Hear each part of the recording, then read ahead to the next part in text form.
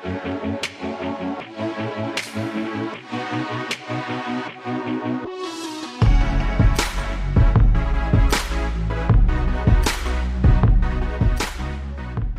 are live. Welcome to the RG DFS Tournament Takes podcast. I am your host, Chris Kirkwood, screen name Kirk D's, here with my two colleagues / boys, back from, I don't know where he was last week, but he missed us joining the show. It's in Canada, baby. Canada's #1 DFS player, Canada's only Hall of Fame inductee to the DFS Canadian Hall of Fame. He is the one, the only, toe tag and Tambo, Tyler Tamboline. And also, not to be outdone, is Killer B2482, Brett Hartfiel, one of the Bitcoin boys out there who's constantly bragging and showing off about his rocket emojis and whatnot. But what's up, fellas? How we doing? We're back for, what is this, week 15? Yeah, week 3 weeks. 15, and we had our last Thursday night game last night. Like, the season is, like, almost over. Crazy, right? Right. So, yeah, 3 weeks left. I kind of just pulled up NFL records for this week, so I'll start talking like a little bit of like game theory, or at least end of season, like what teams actually have to play for. Because I mean that starts coming into play, especially when you're looking at I don't know, just injuries and what teams truly have to play for and what they're Let me looking make it to easy achieve. for you. It's Aaron Rodgers, it's Devontae Adams, and it's Travis Kelce. Yeah, Those are the three guys who who are just playing all about themselves. just rat them out, baby. All right, so how'd you guys do last week? It was I did okay. Did pretty well. Yeah, like for me, like it was a really solid result week.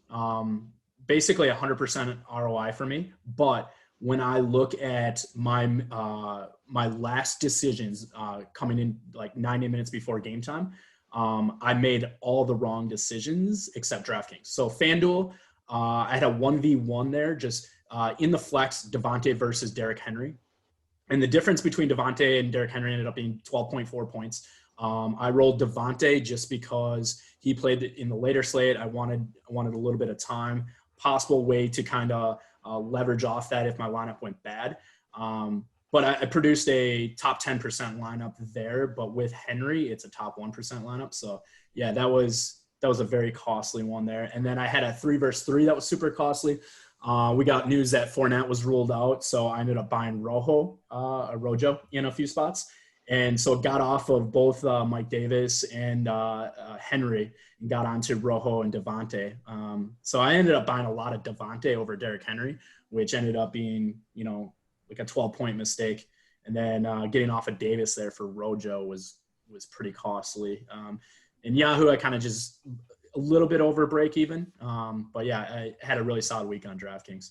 Tambo, how'd you end up for week 14?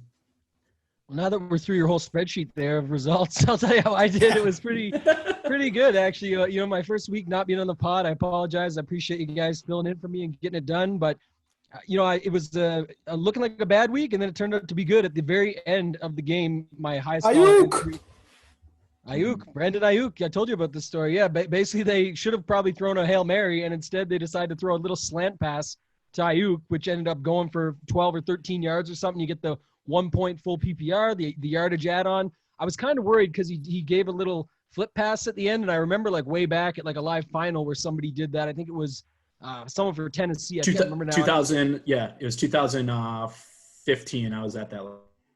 Yeah, and I forget. I thought like they gave away his points, and I was like, damn, if they give away these Ayuk points, I'm dead. But they didn't give him away. It all worked out. So actually, yeah, first week not being on the pod and one of my better weeks. So maybe I should just let you guys go on your own going forward. I already got stripped at the top of the show of the honors. If I'm the #1 Canadian DFS player and the Hall of Fame inductee to the Canadian DFS Hall of Fame, it means I'm a 1 of 1. So it's rare in the sports card world, Kirk, but I don't know if it's that good after. So you want no, it is. You want to go out on top? Is that what you're saying? You want to leave on top? I might have to, man. An Ayuk slant pass for $200 profit, and in the only one in the 1-for-1. Yeah, I might just stick with that. All right, let's. I know Brett's dying to get to this RG online holiday poker tournament party. Elephant in the room. I gotta Zoom. slap people, baby. I gotta slap people via Zoom. So let's try to make this week's quick and to the point. All right, so we've got 11 games. We have we're only going to be talking about Sunday here. It's not going to be talking about the 2-gamer Saturday, but we've got some interesting games for Sunday. We've got some news that came out. First big news that's kind of shaking the slate is Michael Thomas has been ruled out. Drew Brees is ruled in. Interesting to hear how much do you guys think if Drew how much Taysom action do you think they still run with Brees back? I'm not sure how to project that, but anyways, that's a highlight game of the week with against the Chiefs. They're at home. The Chiefs are on the road, 3.5 points in New Orleans, 52-point total. So you got, not only is that like a marquee game, but now we've got some value that opens up in there. Kamara certainly looks to be improved with Michael Thomas out, also with Drew Brees back at the helm. So we probably can expect a lot of targets, which is how that guy gets paid. And so he's probably a good play. And then you got Mahomes and all the Travis Kelce chasing records, and Tyreek, who just goes off against anyone, especially with man-to-man coverage with the Saints play. Then we have another game. We got Tennessee Titans at home against what's Matthew Stafford lists possibly against the Lions at home. So that looks like a 11-point spread. And a great Derrick Henry spot, who I rode everywhere last week, and he left a lot on the table. It was he broke one, but he almost broke another one. He should have broken it, I thought, and then he didn't get rewarded after a monster run. So he left some on the table there, but certainly I'm not complaining. You're not complaining. No, a little bit. I'm kind of complaining.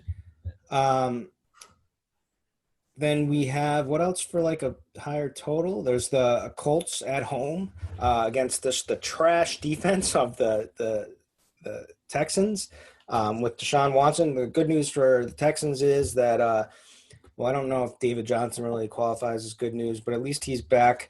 And Brandon Cooks is back. So they have at least one legitimate or two legitimate wide receivers now.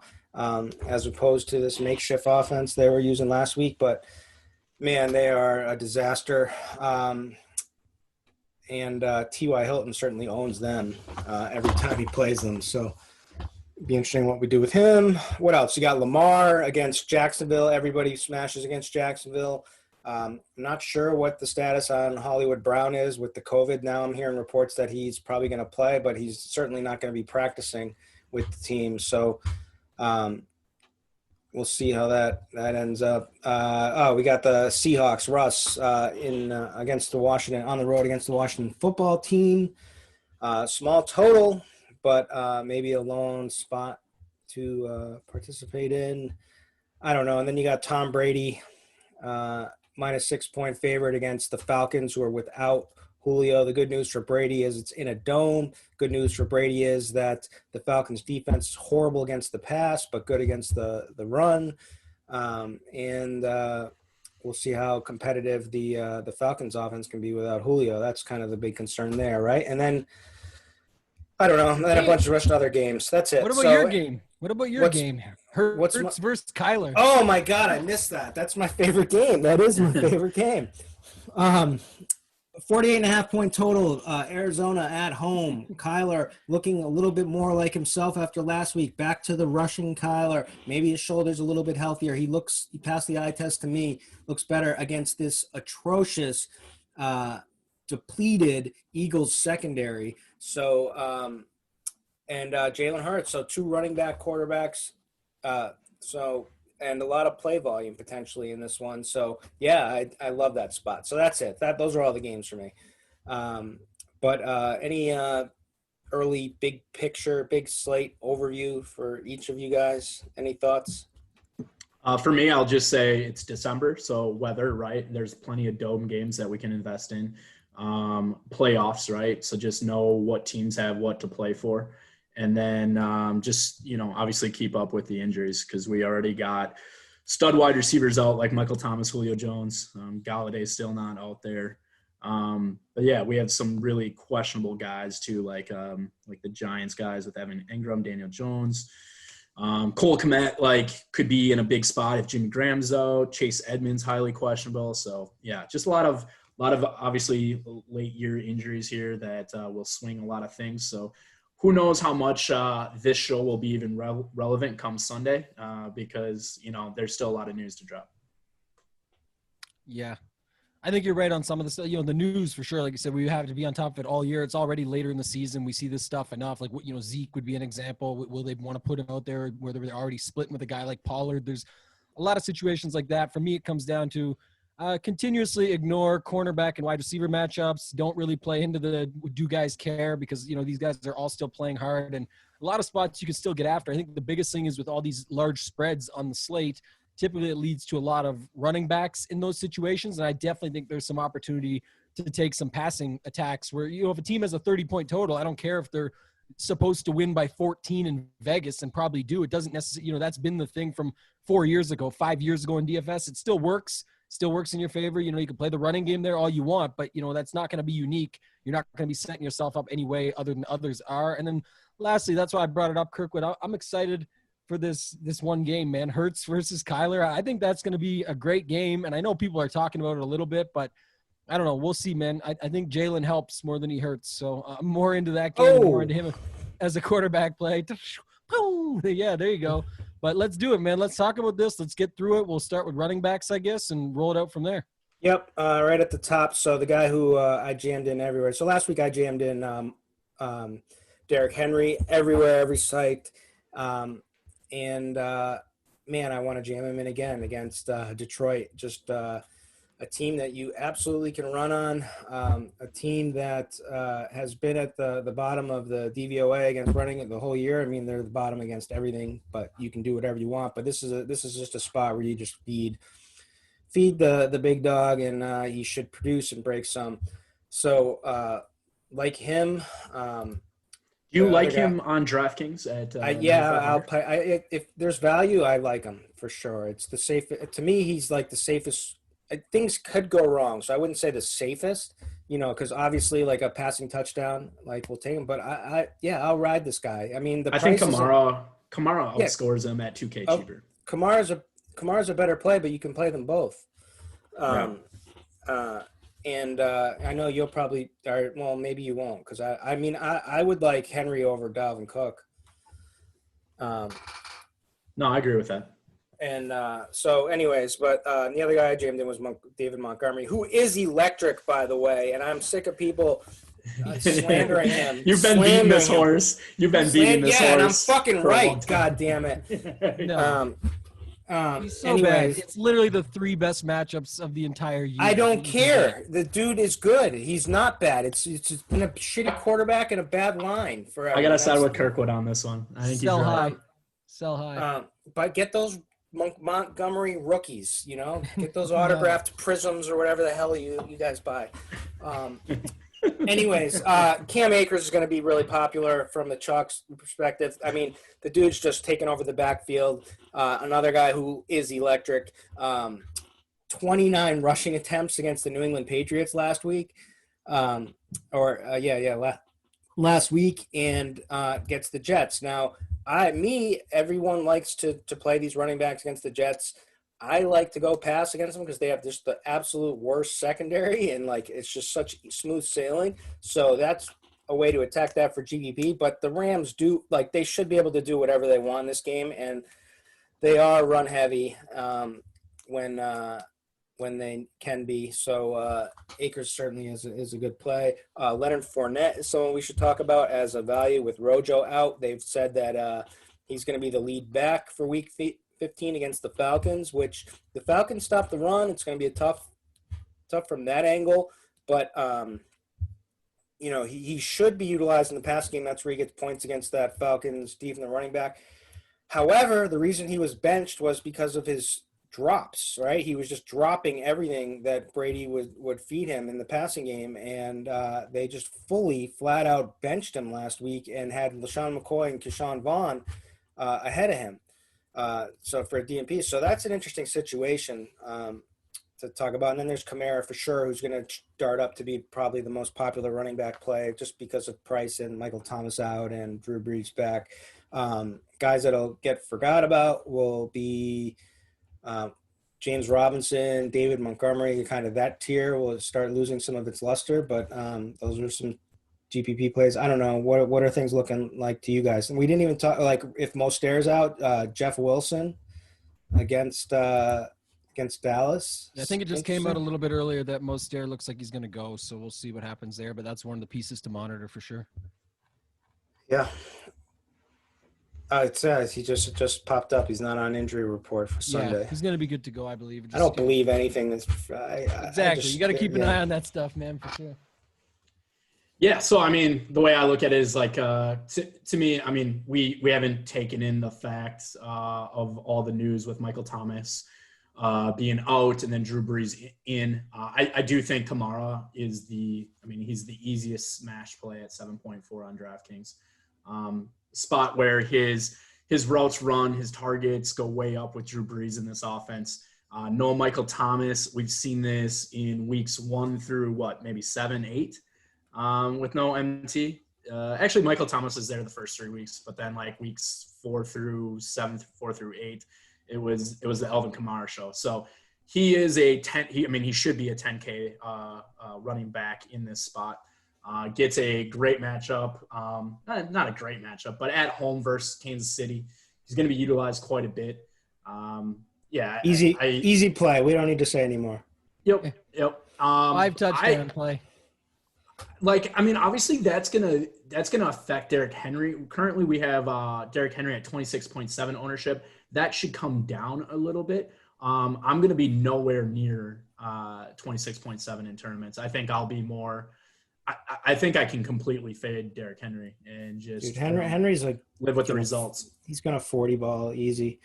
Yeah, he's gonna have to get 200 yards on the ground, which will be easy, which is so easy for him in this matchup too.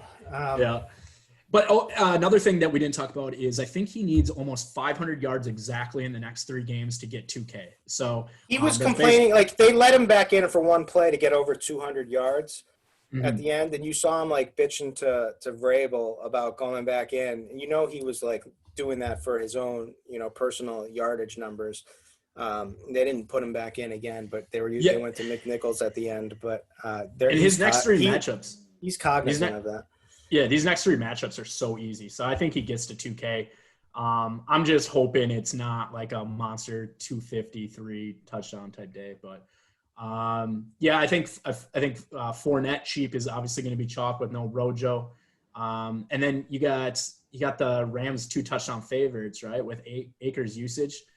I think both of those guys are better chalk than Derrick Henry. I'm going to fade the Derrick Henry chalk all day and buy Fournette, who should be fresh, didn't suit up last week.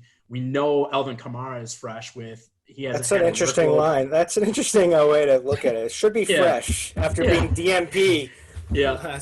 And Kamara should be fresh, right? His usage has been way down. And then Cam Akers, we've been beating on this drum for like 11 weeks, and then we finally got it on a Thursday game? So we didn't even really get to play him unless he played Showdown. So, I think those are my favorite guys. I'm going to fade Henry and then buy those guys for the chalk. What do you say, Tambo? I'm definitely in on Henry. The matchup is incredible. I'll have, some other lineups there. We'll get to Tannehill and his guys. I see that one being a possibility.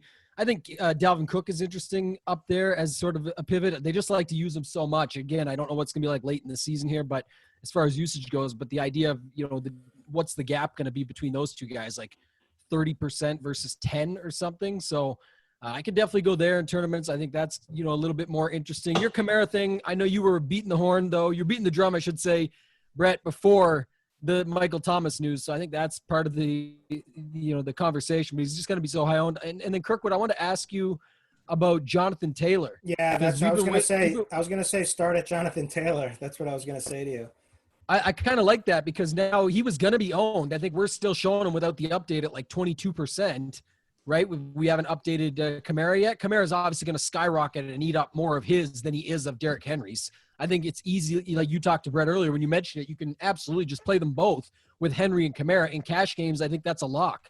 For me anyway, it is. You know, if you're doing DraftKings, especially FanDuel, the same. Like, you can do that no problem and get other guys in. But for tournaments, that makes me like Taylor a little bit more.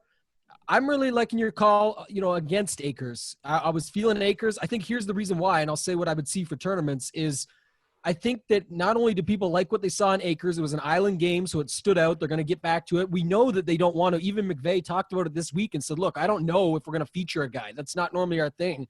And he's typically been pretty honest, but we'll have to wait and see. It's all coach speak. It's hard. There's not enough sample size, everything along that lines. But we never really talk about this. Defense is a thing, though, this week because there's only one defense that's $4,500, and it's the LA Rams. And people naturally plug them in or look to put Akers with that D, and that's sort of their secondary correlation just naturally. Obviously, it can get there. Obviously, it makes sense with the spread that they've got this week at home, etc. But I really like what you said there. We have been targeting this Jets pass D all year. Like, it's been crushing. So why wouldn't this be a good spot for a guy like Goff with Kupp and Woods and all it ends and things that he can do out there? I think that is actually a very strong leverage option in tournaments. As much as you can talk about how good Akers at play could be, I really like going with the passing game there. And then one more guy that stands out to me up here is actually the opposite side of Henry, and it's DeAndre Swift, only if Matt Stafford is out. Because we know with, you know, a guy like Chase Daniels coming in, just, you know, looking for guys, man. Hawkinson, check it down. Swift, check it down. Exactly. That's what I'm seeing. And if we, you know, I never really play running backs together. This would be a combo you could, because one's really expensive, one's much cheaper at $6,400. Because one's going to bust off 40-yard touchdown runs, and then all of a sudden the ball's going to be back in the other hands really quickly. Where they have to just throw and throw, and he can rack up 10 catches. So, yeah, I actually do like that, and that's the thing. I'm not going to ignore it this week. You know, he had a bad week, but, you know, if Brett's listening, you know, even Bitcoin can have a bad day every now and again. So Henry's had 2 good weeks out of the last 3. The one in between was definitely bad, and that's what you're hoping for. But, man, D-Hember, it's going to keep on rolling. The winter tires are on. He's got the studs. It's rolling out. So I'm going with that. And then, you know, there's lots of good value plays down there if we want to continue to talk about them. I just think the interesting one is Fournette, Kirkwood. So I think Brett's on him. It sounds like Brett's on him. I personally don't love a guy that was getting snaps released to a guy like LaShawn McCoy at this stage in the game. That tells me there's not a lot of faith there. And I also think one interesting thing about Fournette is if you go look at the stats all season, quarterbacks, wide receivers, and tight ends destroy Atlanta. Yeah. So, and Brady's got to get going, and he's got to do something, man. Exactly. And it's just really tough to run on the such a Falcons. tough matchup. Yep. And he was DNP'd. It's like, I mean, yeah, I guess there's like the narrative, like he could, if they do really trust him and give him let him lead the show, and him like trying to earn his trust back and all of that. But I don't know. It's a price play, man. He can fall into it. Like, I actually don't hate if you want to use him in cash to make everything work. But he's the one guy I want to fade. Like, you know what I mean? I think you absolutely fade him in tournaments, and that's what we're here for. But the reason is because the only thing that scares me is that they have like almost a 30-point team total. And because you can get after it in the pass game, you've got guys like Godwin, Evans, and even Antonio Brown. These guys are just going to rip on them, and it's going to be passer interference. And then, boom, Fournette's going to be right there on the line to bust 3 touchdowns in 1-yard touchdowns. And there you go, breaks it out. So he won't get in. He won't get in, and then it'll be the Brady sneak. Yeah, exactly. I don't see a lot of scenarios. I don't see a lot of scenarios though where Fournette fails here, because his target share has been so high on the season. And yeah, you can look at it multiple ways, right? He obviously was not activated last week. So I just want him back in that pass receiving role. And I would assume that means he still gets double-digit carries. I don't know how it goes bad for him, because I don't see LaShawn McCoy getting more than 5 carries. I don't see Keyshawn Vaughn touching the ball more than a handful of times. So, I mean, to me, this is a pretty easy Fournette play at his price tag. So, yeah, I mean, I'm going to have a bunch of them. Keyshawn Vaughn is for sure getting at least 1 touchdown. I'll call that right now. They're probably not going to get a rushing touchdown is the way I'm looking at it. But this Mike Evans is so big. They just literally pull on him. They don't let him score. So it's always passer interference. That's why everyone hates on Mike Evans. He's so good. And they're like, oh, Brady doesn't like him or whatever. It's not like this. Guys they can't D him up. He's too big. So they just rip him down, and that's going to be where Fournette jams it in. But it could be a guy like Vaughn on the 1 yard line. But I don't know. One other guy, though, let's talk about another guy because we're moving this thing quick. $5,500, Kenyon Drake, if Edmonds is out. Yeah. In that game, we've talked about it plenty of times this season about using him with Kyler as, a single stack with Kyler and Drake on his own, secondary stack, whatever you might want to do. What's your guys' thoughts on Kenyon Drake, Kirk? I'm not playing him with Kyler, even though it looks like you can based on last week's results. Just because, first of all, I think Nuke is going to go absolutely nuclear in this game because their secondary is just decimated, and Slay might be out. Even if Slay's in, he's been abused every single week, and he's banged up, and this secondary is dust, and so it's just going to be smooth sailing, and and then Kyler's going to get his on the ground. I mean, it could. I wouldn't play them together.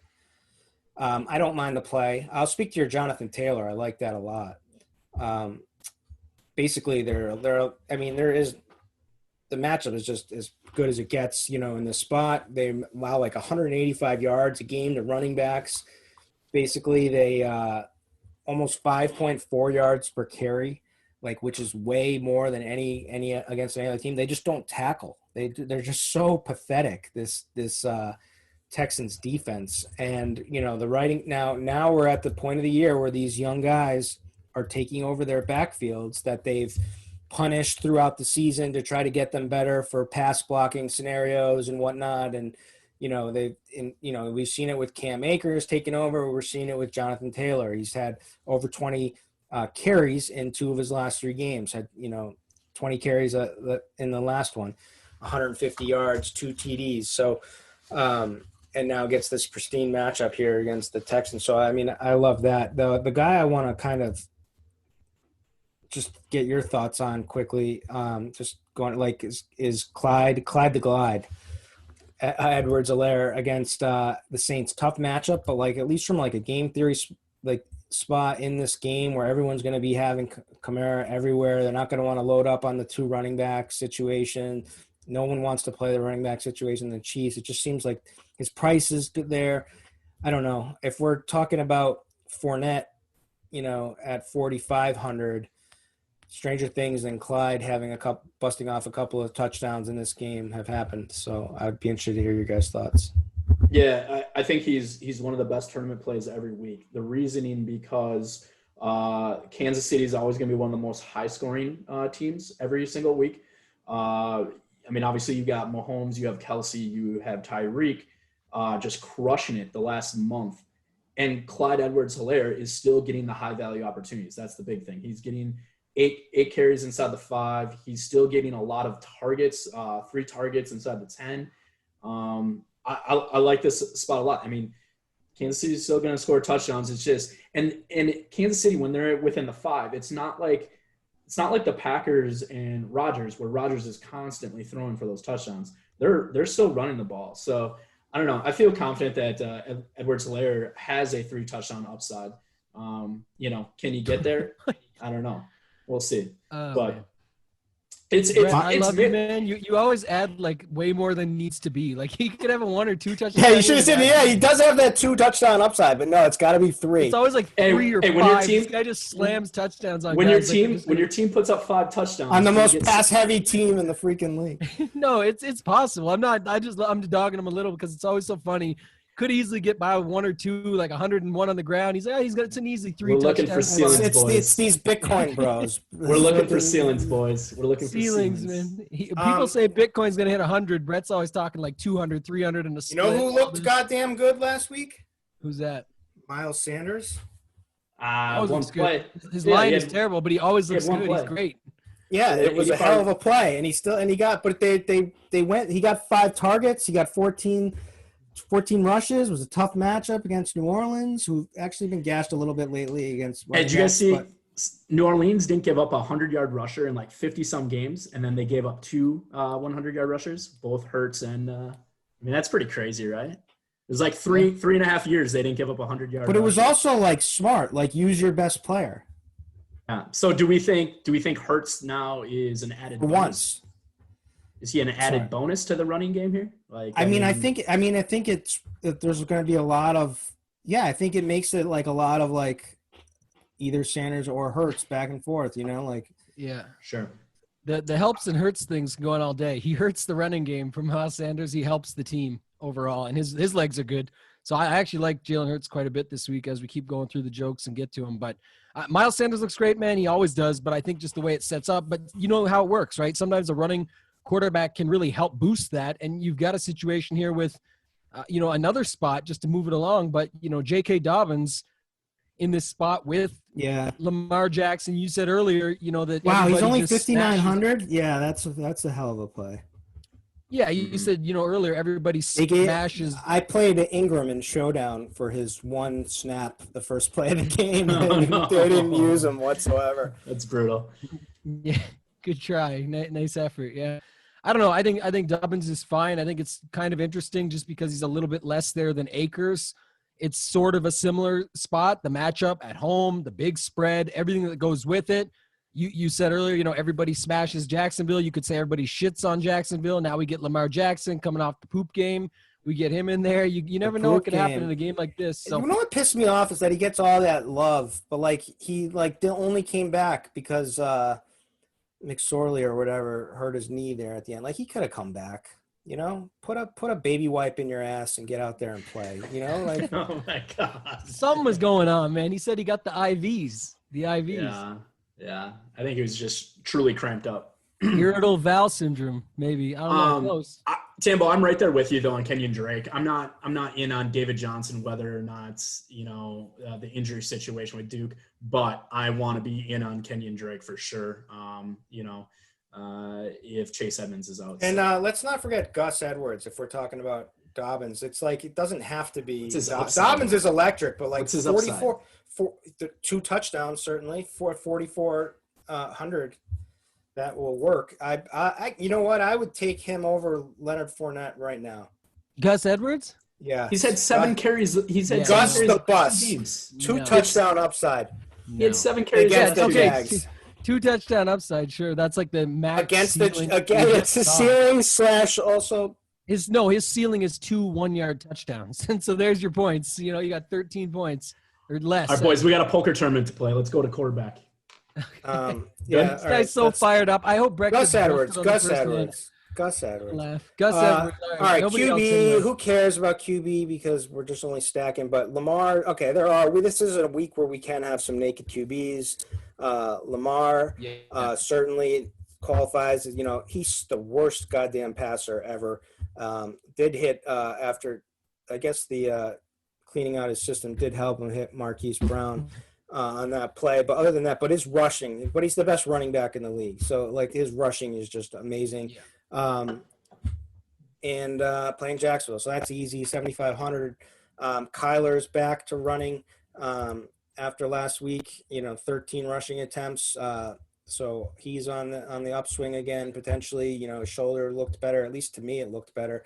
And has a matchup where not only can he run against this team, and they also stuff running backs, but he can certainly take advantage of this depleted secondary. And so I'm expecting a big game on him. Then there's Patrick Mahomes, who you can always play at 7,900. I like Jared Goff. I know Tambo's already talked that he's with me on this one. I think this is Goff week where he ends up having a big game. But I don't know. Then there's potential, I guess, you could go to Deshaun Watson, but I'm not feeling that personally. But Jalen Hurts is in play. Can Tom Brady do something finally? Yep. We'll see. This should be the week. Then Tannehill is someone you can play as leverage against Derrick Henry and Phillip Rivers. Although I like John. I didn't even mention. I kind of like Taylor even more because of Phillip Rivers has been kind of battling some foot injury. So it just as it gets to here later in the season and with that line and with a good matchup, it just seems like they're just going to take advantage. I think T.Y. is going to get his because he always does against his. I feel like they're just using T.Y. like they're just making up for lost time because they're in easy matchups and getting him back on track. But I certainly feel like they could do that again this week. But what are you guys thinking?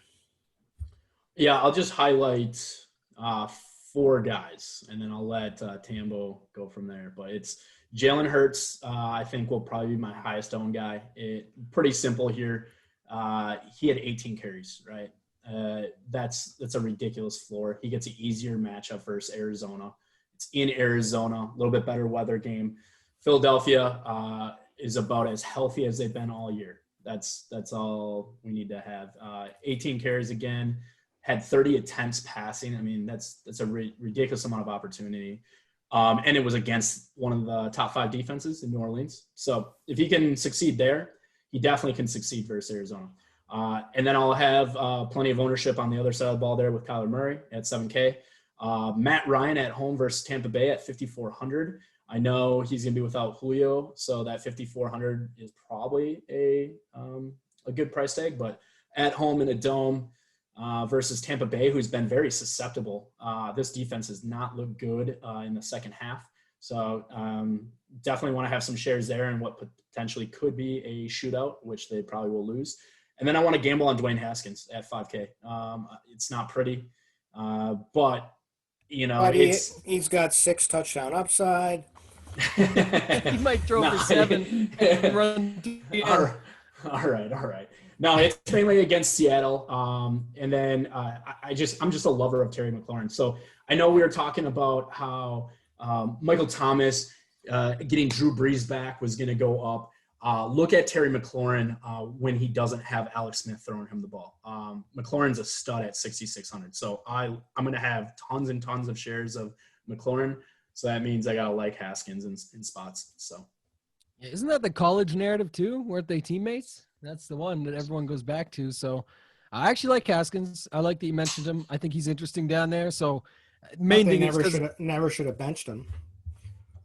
Probably not, no. but I mean, there was the comeback story of the year with Alex Smith there. It definitely affects other guys. And don't forget, Brett, you love Logan Thomas, so you can triple stack that thing too, right? You can triple stamp there, triple stamp, a double stamp, a little Dumb and Dumber reference if you go back. But I like Dwayne Haskins. I like, stacking him up and then using a Seattle guy in there. So we didn't talk about Carson, by the way, at running back, who, Pete Carroll says is trash. And then, we're not sure how he is. And then he goes out and looks amazing and crushes. So I like Carson. I like Matt Ryan, who you mentioned down there for just going to the cheap guys right quick. I like Hurts a lot. I don't expect, maybe 18 rush attempts again. We already talked about this, but I definitely think he's fine. I like him more naked, cash, fit everybody in your lineup. Let's go. But he's fine everywhere. That's more for me. Mitch Trubisky. If I like Allen Robinson, which I do, and if I like Kmet, which everybody does, then I think that's how you do it. You talk about triple stacking it up that way. That's another way you can go there. So I certainly like that. Not going to name everybody. Goff, we already talked about. Only worry is some play volume concerns in that game. But by the way, we got to give a shout out to both me and Kirkwood on that call last week. We both were all in on the Chicago Bear hookup with Allen Robinson. So yes, we deserve some credit there. Yeah, let me get you a bag of chips. That, my friend. Hey, Trubisky, it's not easy to know when Trubisky's going to go off. That's for sure. It's not, but he's playable every week. I think he's won like all kinds of million makers in the past. Yes, everybody praise me. He's on a high this week because Bitcoin's flying, man. Rocket ship emoji. Kid is out of his mind this week. Trubisky is to the moon. 7 touchdowns this week. So we got him. We got Goff, who I mentioned. I really like that just because I don't think – I'm not going to say Akers is going to be chalk, so to call him bad chalk. But I think, like I said, the biggest thing for me about Akers, I mentioned earlier, I'll mention it again, is with the defense pairing with that D, I think, and it's very possible to fit them both, no problem. I think that is going to become a little bit more popular, and we have been targeting this Jets backfield, so as their cornerback. So I do like that. Brady, who I mentioned, I like. And then at the top, it's going to be Lamar, who you already mentioned. So I don't know. I'm stuck on Kyler. I know you already talked about him, Kirkwood, but it makes sense because he's the opposite side of that game. But like when you have the, $1,100 to drop down to Hurts, even if you use like Hurts, Hopkins, and Drake and no Kyler, that would be unique. And it definitely can still get there. Like Hurts could match or beat and crush point per dollar Kyler. No one really uses that. It's still a stack, and it's where you got Drake doing the work on the ground and then Nuke just being a PPR beast like he is. So I really do like that for tournaments, but you can pair it up any other way. Don't really need to go into it any further. It could Hurts could do it, but I just look at this decimated secondary and I just want to be on the other side, and Kyler can get it both ways. Yeah. And has fallen out of favor, and I just feel like he's going to absolutely smash this week. That's just the only is the way I'm looking at it, at least. Tambo, you gave the thumbs up on Lamar this week? Yeah. What's not later? Of course, especially they don't even have a backup available, right? Yeah. At the start of the season, my thing was always this, and we talked about it a lot on here. I was off him a lot. You guys know I'm a pretty diehard Ravens fan, and the thought was just I did think guys were going to figure him out a little bit, but it's almost like what Kirkwood just said earlier. It's a joke to most people, but it's literally the facts. He's one of the best running backs in the league. So when you get later in the season, we talk about it with a guy like Derrick Henry. For him, it's because he's big and strong. It's a bit different. But what I'm saying is people do wear down as the season goes on. They get a little bit lazier. Things fall apart a little bit. Then you get these cake matchups, cupcake matchups like Jacksonville. It's just he's going to run all over them. It's just the problem for me is you got Hurts at 5,900. Yeah, it's just if Gus the Bus steals those 2 touchdowns. The reason why I said Tambo, because I think Tambo has gotten him right every single week. So I just, and obviously you watch the Ravens, so it's like one of those things where I'm like, all right, if you give me the thumbs up, then I'm going. It's starting to work again, man. Like you see. Dude, I know. Shout out to my boy JKS. He's a Ravens fan. He diehard Ravens fan, watches the Ravens, knows everything about the Ravens, and he is the worst predictor of anything that has to do with the Ravens. The dude. So you just go the opposite way of him. Then. So hey, Kirkwood, he's useless. Useless. Ask him if he's on Gus this week. Ask him if he's on Gus the Bus, and see what happens, and we'll get our answer. And make sure you. Does he want his Gus 7 carries this week? If he's in on Gus, we're out. If he's out on him, we're in. It's simple, solved. All right, that's enough quarterbacks for us, right? Yep. Let's wide receiver. Nuke is finally gonna nuke again. He had a good week against the Giants last week, 25 fantasy points, but we're gonna see a monster game. I'm predicting this week. Is gonna be very popular too as well, but for good reasons to me. Calvin Ridley's gonna be popular just because of Julio, but his price at 8,200 just feels like. I don't know. I just think that Atlanta's going to be awful in this game personally, but that's me. Brandon Ayuk, that's Tambo's boy. He's got to go back to him and give him a little respect for taking care of him in the last play of the slate last week. Then we've got Brett's boy, Scary Terry, McLaurin at 6,600. We've got Tyreek in a dome and a team that plays man, yes, please. 8,800 seems certainly reasonable to me. Guy's been getting a lot of targets too, so he's not the same just huge big play Tyreek that we were always used to. This guy has had a monster floor based on targets every week this season. Cooper Kupp, Jets, they lost Poole. He was their best defender. They have nobody good. Every team smashes them in the slot. Cooper Kupp should be able to eat. Chris Godwin, every team smashes Atlanta in the slot. 6,200 certainly feels good to me. I don't know. Robert Woods, there's Brandon Cooks as the only legitimate, wide receiver on him, Kute, actually.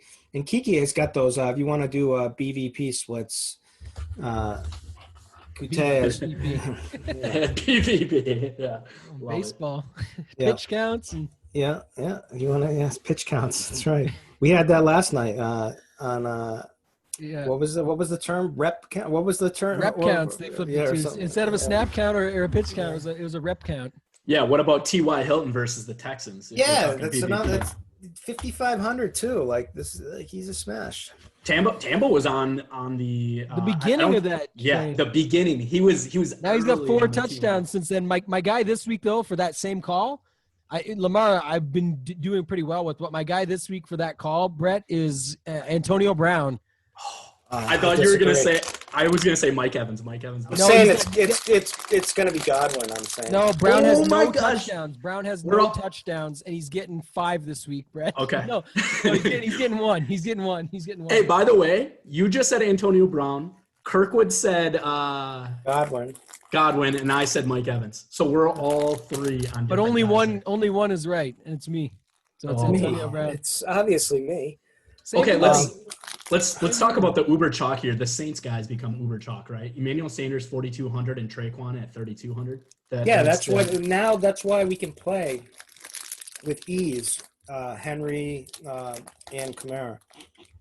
Yeah. But I also don't necessarily agree with that. I don't think they just, maybe one of them people will plug it in, especially in something like cash or something when they want to save the money. Because I think both are over 20%. No, it's impossible because nobody likes to stack it up that many ways, and they're already so in on Kamara.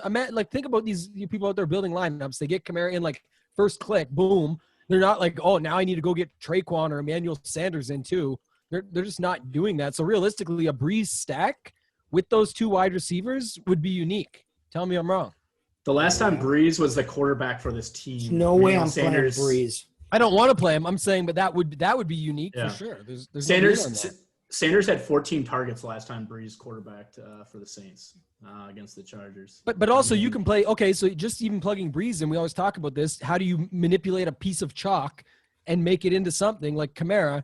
Why not go Kamara, Sanders, and Breeze, or Kamara and Sanders and go Mahomes on the other side? Yeah, that's what we're doing. That's what we're doing. That's what you're doing. Now that's what we're doing. Nobody mentioned it. All right, I like that play. Let's do it. What's some other guys, some lower owned guys? Curious where you guys are with T.Y. Hilton. Are we still buying T.Y. Hilton at home versus Houston? We're in. I mean, he's seen three, I guess we'll say two really strong games of 7 targets, 11 targets, 3 touchdowns. 4 touchdowns in 3 weeks. Yeah, I mean, you kind of getting him. That. He's in the dome again. He always crushes Houston. They're getting him going like against easy defenses. This is an easy defense. Like what I will say though, I mean, they're obviously a run first team. It's one of the strongest run first teams in the league, right? Like almost a 60-40 run to pass ratio. So that's the only thing against it. Like if they do smash Houston, we could see a 20 attempt game. So 20 attempts by Philly Rivers. So, and you were already just talking about an injury. So that's my only concern there. So I think I'm out. I'm selling high. I'm selling high on that one because I'm just so in on the Jonathan Taylor call, man. I'm really in on the Taylor call, and I like that Kamara is going to pick up a bunch of that ownership now. Versus if you look, like I was saying, Brad, I think you stepped out for a second when we were talking about it, but Kamara was like way under. Like you were arguing today a little bit about Kamara versus Thomas bets, right? And now, I wanted obviously Cardi's that changes. Nothing you can do, right? That happens. But I'm saying you had Taylor showing up. If you look at lineup HQ right now, he's like 25%. And Kamara's at 9. Kamara's not necessarily going to eat into Henry because everyone can get to Henry, no problem, still in those lineups. I think he really drops. You're going to see Taylor's ownership drop. And I really just feel like that's how they get there. And you just got to trust that you are going up. You know that Hines and Wilkins are going to get touches there. So really just comes down to how you want to play and build your lineups. Who are we paying up for at wide receiver? That's my only question. Like I think it's DeAndre Hopkins. I think it's Hopkins for me. But so then there's the ownership plays where it's like AJ Brown potentially, off of, or you could go with your boy too, Corey Davis. I really like Allen Robinson still. I was just going to say I'm still in on A-Rob. I actually prefer A-Rob more this week than I did last week. To Hopkins? Okay, yeah. Because less high on Mr. Electric. Man, he gets so many targets. He just gets all the targets, and Trubisky loves him. Man, Robinson is so underrated. He just has the shittiest quarterbacks of all time passing to him. It's insane. So, yeah, I like him quite a bit. And I love, like, Kirkwood put me on it more than I was. He sold me on early. But I already liked Kupp kind of, and when he really reminded me that not only is Akers going to be owned, then I remembered that the Rams D is going to be correlated with it, so people are going to do that. And no one's really on Goff, yet we've been hitting New York Jets all season and doing well with it. It just makes you want to go there so bad. So I really do like that play, especially for large field stuff. Goff to Kupp is money this week. You don't even got to run it back either. If you recall, we've talked. No, you don't. No, you don't have. You could do Mims if he's healthy, but you don't. If you want to, you don't need a jet. You do not have to run it back. All right, this is a millionaire play. Everybody saw the Des Bryant on COVID, right, and him almost retiring. How about the narrative of him coming back and him getting fed a touchdown, couple touchdowns? The wine hit him. I say he doesn't even touch the field. I don't know. I kind of like it. I feel like they feed him. We got to ask JK. You know, I was so pissed that night that he went down for COVID because he was the easiest fade for Showdown. And everyone was 10% of people still had him. Everyone was going to play the Dez narrative. It was the revenge game, but man, that made it so that the Duvernay play just got there, of course, right? At $800. So, I don't know. It was Boykin. It was Boykin. That's who I played. Yeah. Everyone played Duvernay, but Boykin was the. It was because the game, but it was the Showdown game before that. Demir Bird was the same price, $800 as Duvernay, and got there. So then everyone wanted to get on Duvernay, and the play was Boykin. You nailed it. That's what it was. I know because I was a 1v1 away, and I played Duvernay. I smashed that night. That's why. Yeah, I did well that night. It was the night though that if I had to just swap from Duvernay to Boykin in that version of that lineup, it was a 1v1 off whatever the chop was, like $8,000 or something. It was a huge chop that night, but would have taken it. You got to ask your boy JK though if Des Bryant's in play. That's the one. We go the opposite.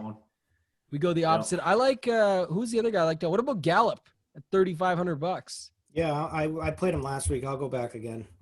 You know, I didn't mention that whole stack. I want to bring it up now just because, but that game, Dalton, Lamb, Gallup, Schultz, all these guys are super cheap and really makes for some nice stacks if you want to go the route of the Kamara, Henry, Taylor, old school team jam them in. I think that's an interesting lineup build as well, something like that. So my high leverage play of the day is obviously I'm fading big dog, so I'm going to buy the Tennessee wide receivers here. I know Kirkwood, you mentioned AJ Brown, but I like both. Corey Davis made me quite a bit of money 2 weeks ago. I'm going right back to that well. So if I like both of those guys, obviously I'm going to do a Tannehill stack with those two. All right. What else? Tight end? Yeah, tight end. Mm-hmm. Travis Kelce and call it a day? No, come on. 8K Travis Kelce. Holy jeez. No, he's obviously a good play. Mark Andrews is going to smash this week. So from a matchup standpoint, the thing with Hollywood's now coming back, but it was I don't think that really even matters much. We got to wait and see, right? Isn't that? I think that's still a piece of news we're waiting on. I thought if today he they comes said that back. those guys. Well, it's like him, Prochet, and Boykin. I think isn't there 3 of them on the COVID list? I don't know. I have to ask JK. Yeah, I'm almost saying I have to ask JK. This show, man, you got to tell him to get in on this one. This is a show this week.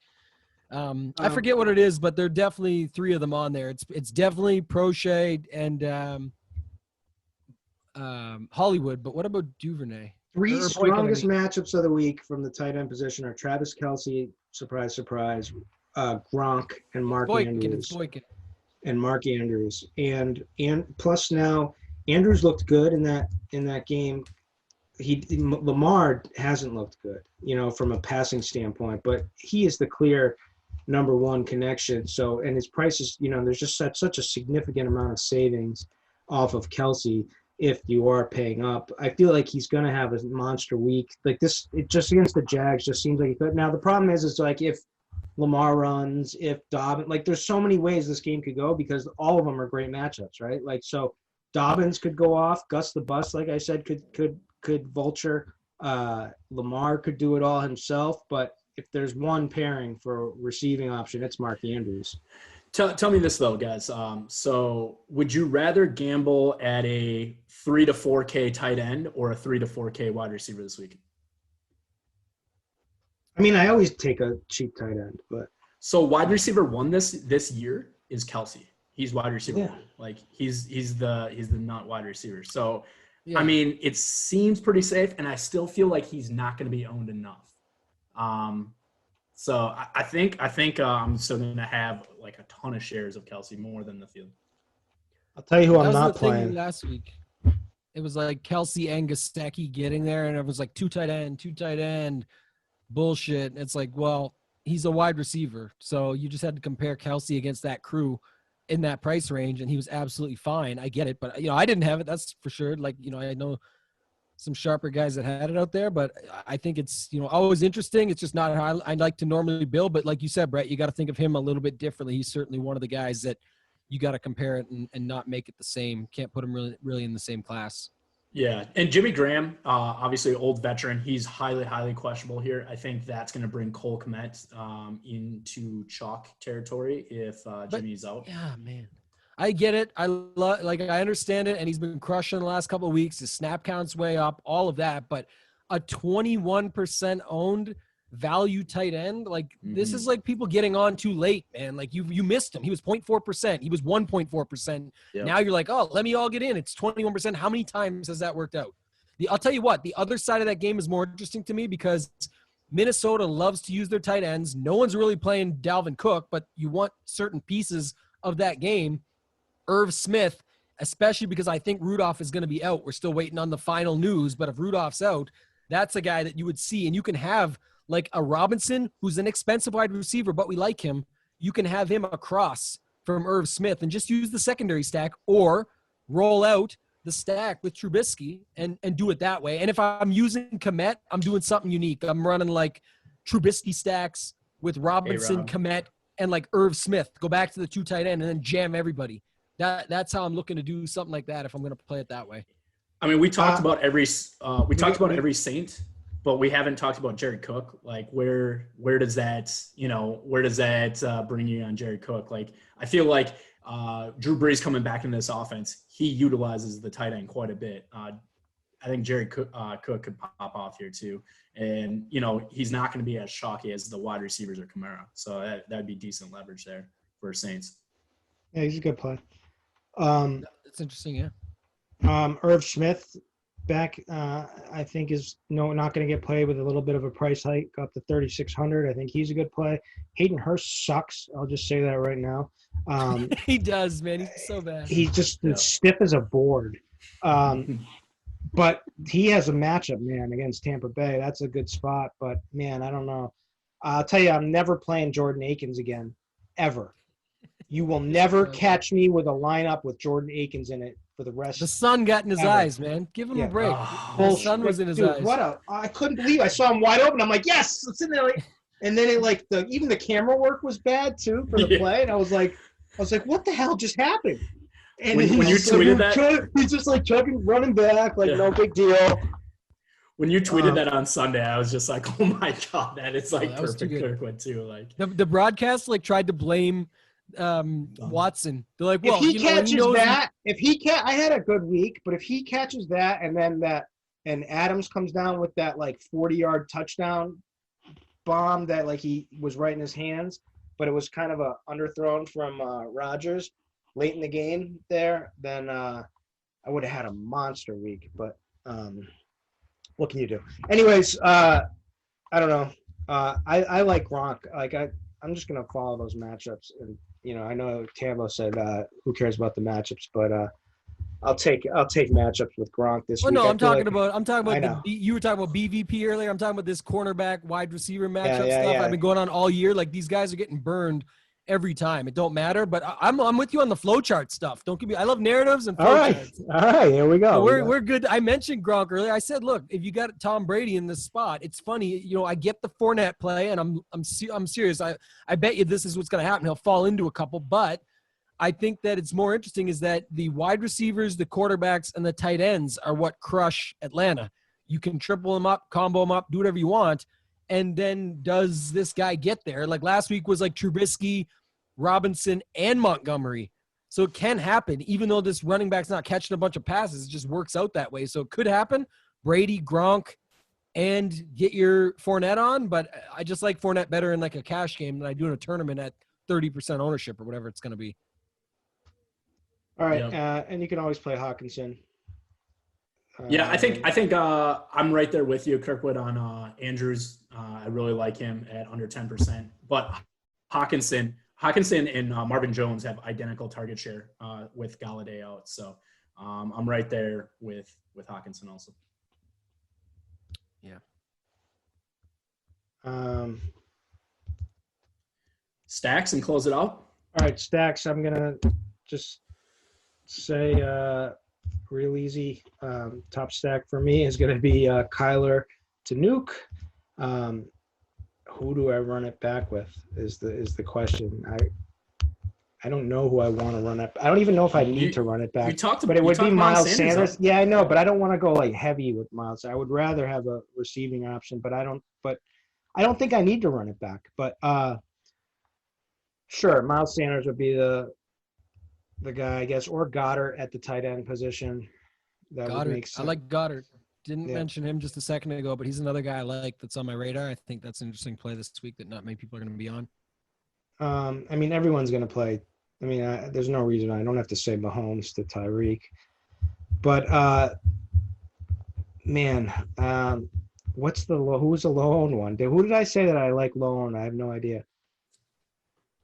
Cheap guy? You were talking about Trubisky again, I think, and then you were going back to Trubisky to A-Rob. Trubisky to A-Rob. Then that's a good one. I like that one. We can do that again, or we can even line Kmet back in there.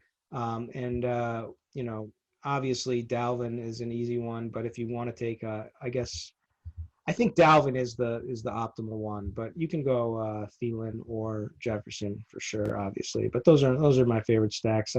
Mine's gonna be real easy this week. It's gonna be tons of Kyler.